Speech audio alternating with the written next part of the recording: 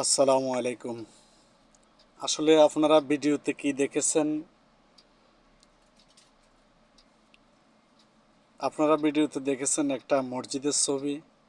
আর মসজিদের সামনেই মেন রোডে রিয়াদ 18 নম্বর মেন রোডে একজন বাবা, প্রবাসী একজন বাবা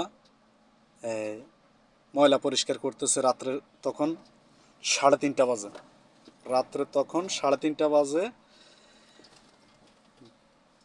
ছেলে মেয়ের জন্য, বউ বাচ্চার জন্য কত কষ্ট করে প্রবাসী বাবারা, এটা অনেকে বুঝে না।